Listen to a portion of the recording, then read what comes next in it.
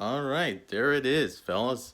Buccaneers winning 28-24 to get their 12th win of the season with a late score touchdown from Tom Brady to Cecil Grayson Jr. from about 33 yards out. Added on top of that, a 2-point conversion from Le'Veon Bell running out for 2 yards when we were down 20-24, and we go up 28-24. All set up thanks to a late game stop on 4th and 2 in our territory from Zach Wilson running a QB sneak, which the Buccaneers just stuffed right away.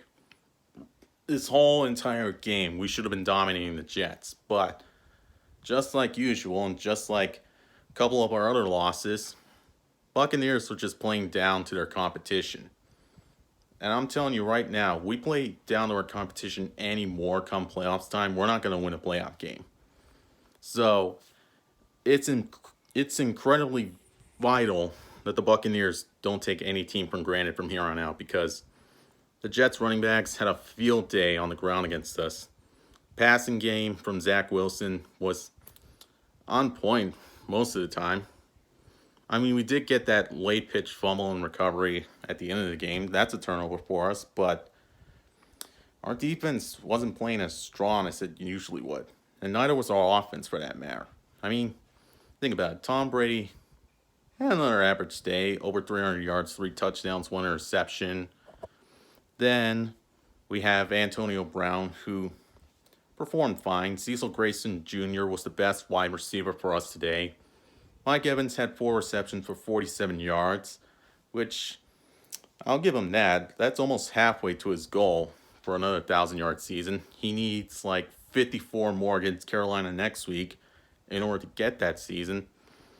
But this offense today has just really struggled. Our running backs couldn't get any big runs against the Jets' big four. Passes that should have been caught were dropped. We had a couple plays where I don't know what Tom Brady was throwing there. We had some miscommunication between quarterbacks and wide receivers.